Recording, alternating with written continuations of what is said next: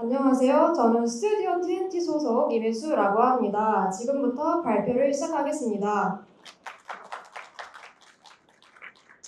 제가 기획한 작품의 제목은 K-리시트이며 부제는 알바생입니다. 영수증은 쉽게 버려지는 종이지만 지나간 소비를 돌아보게 하는 중요한 기록입니다. 청춘도 마찬가지입니다. 이 시기에는 시간과 마음을 수없이 소비해야 하는 순간들의 연속입니다.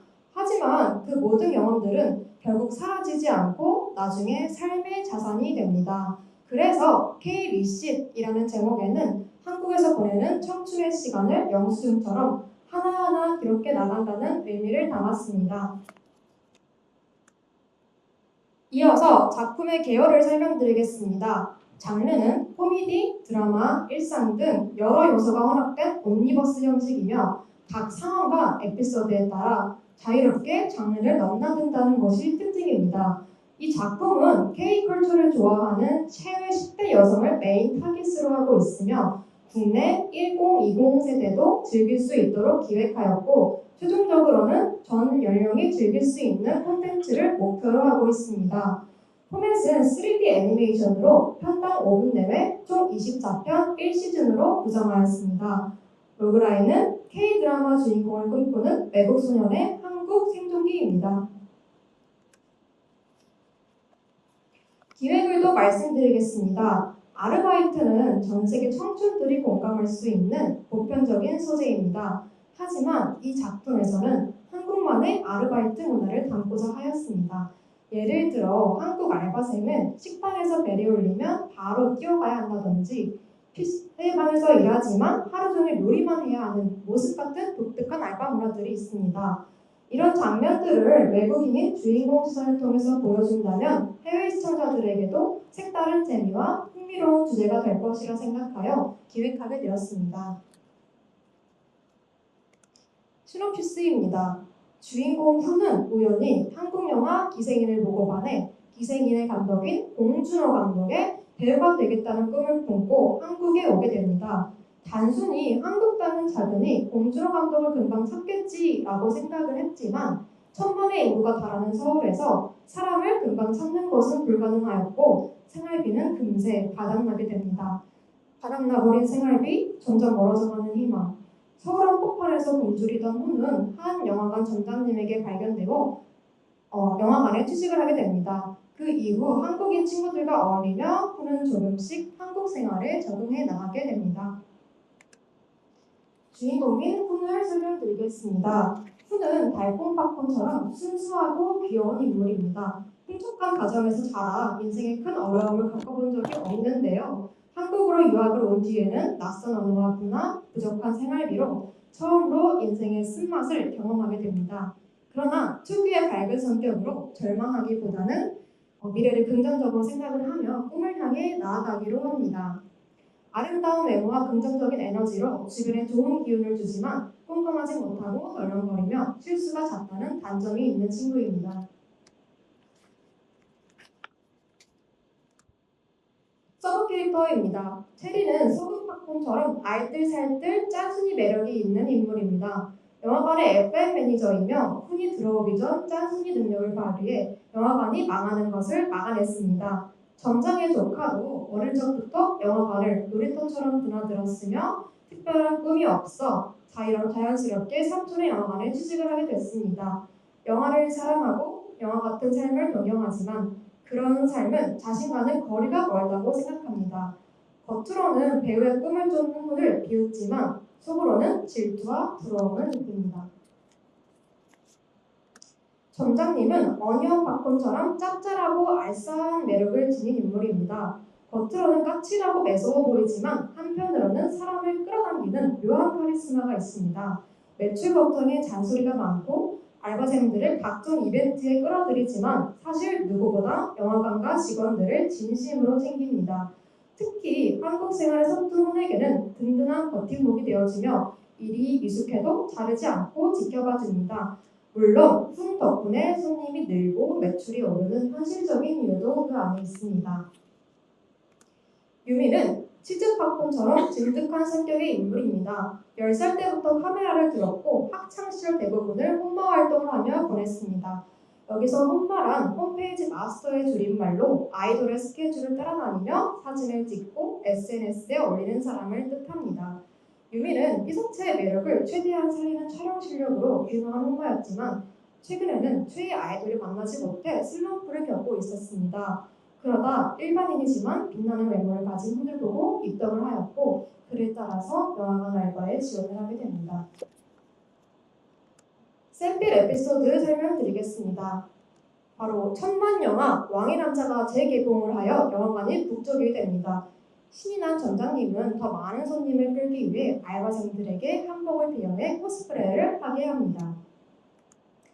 풀은 처음으로 입어보는 한복에 신나서 재빠르게 옷을 갈아입었고 체리는 질색하면서도 점장의 간절한 부탁으로 갈아입게 됐습니다. 유미는 오늘 아이돌 콘서트를 보러 가서 출근하지 않았습니다.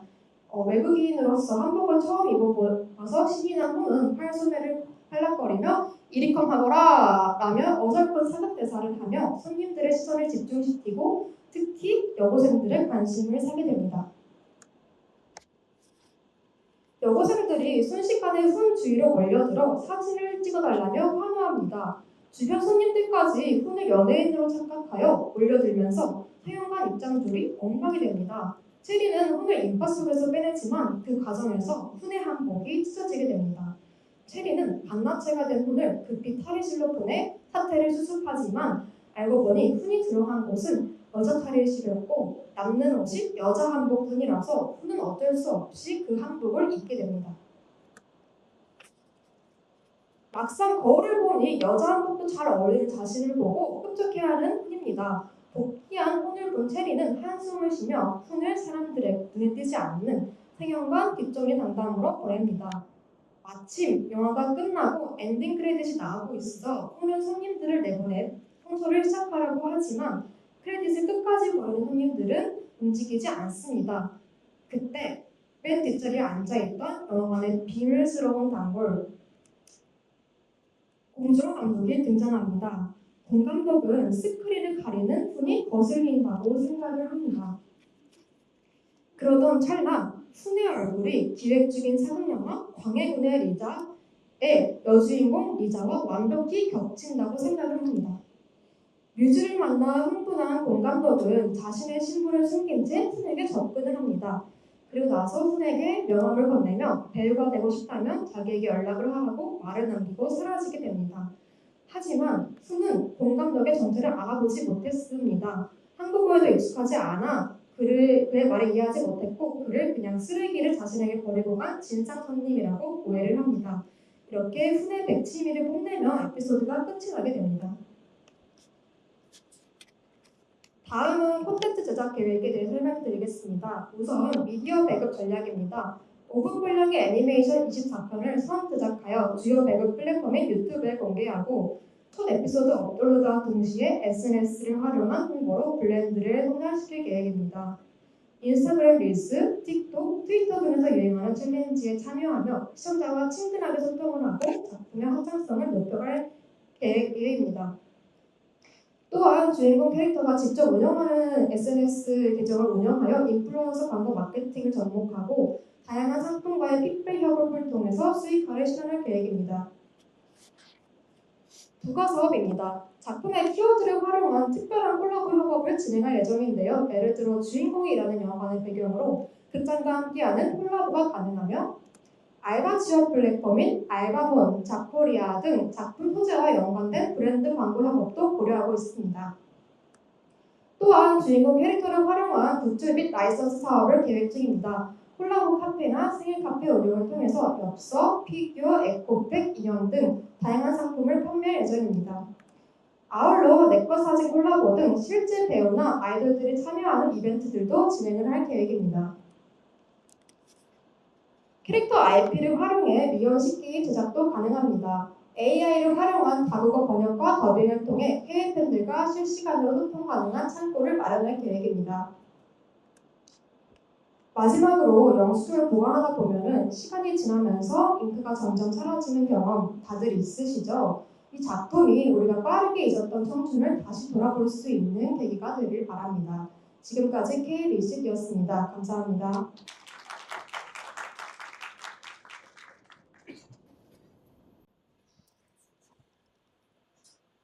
네, 수고하셨습니다. 오늘 그 발표하신 대부분의 이제 발표 내용들이나 소재들이 상당히 다양한 소재들을 발표를 하셨는데, 예, 그 한국의 아르바이트 문화를 재조명하는 소재까지 나왔네요. 정말 다양한 소재로 이렇게 기획을 하신 것 같습니다. 물론 이제 알바라고 하는 이제 보편적인, 이라면 보편적일 수 있는 소재일 것 같은데, 이제 그거를, 한국의 아르바이트의 특유의 어떤 문화를 조명을 좀 하시는 것 같은데요. 네, 그 부분에 얼마나 이제, 사람들이 공감하고 그 소재를 재미있게 받아들일까, 그 부분은 사실 제가 이제 예상하기 어려울 것 같아요. 요즘에 저희가 보편적인 거라고 생각해서 판단했던 거를 이제 다 빗나가잖아요. 사실 토요타 비머 등도 전 세계에서 우리나라 이런 문화들, 디테일한 문화들이 이렇게 열광할 줄 우리가 상상 못했던 것처럼 사실 이런 K 알바 문화에 대해서 어떻게 이제 반응할지는 사실 예상하기 어려운데, 어쨌든 이제 이렇게 새로운 소재에 도전하는 거는 저는 상당히 좋은 것 같고요. 그거를 얼마나 받아들일지는 이제 또 어떻게 만드느냐 또 몫이니까 조금 저는 재밌게 어떻게 진행될 거가 이제 기대를 좀 하게 되는 것 같습니다. 수고하셨습니다. 감사합니다.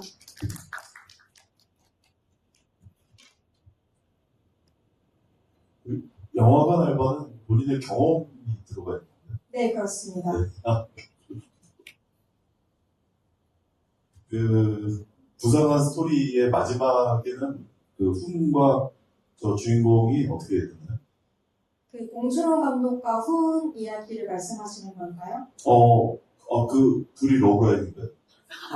러브라인은 아니지만 네. 감독인 그 봉준호 감독으로서는 훈 같은 신입을 발견했을 때 그런 사랑은 아니지만 애정적인 사랑의 라포가 형성될 수 있다고는 생각을 하고 있습니다.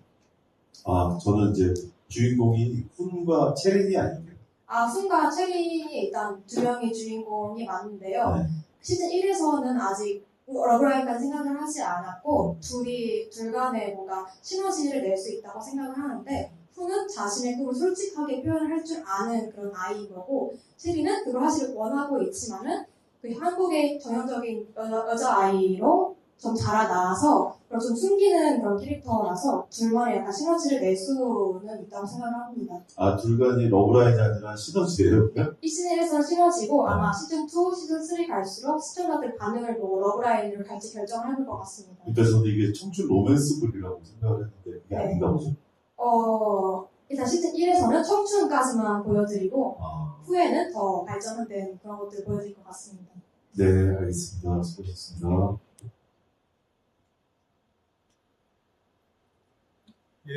수고하셨습니다. 감사합니다.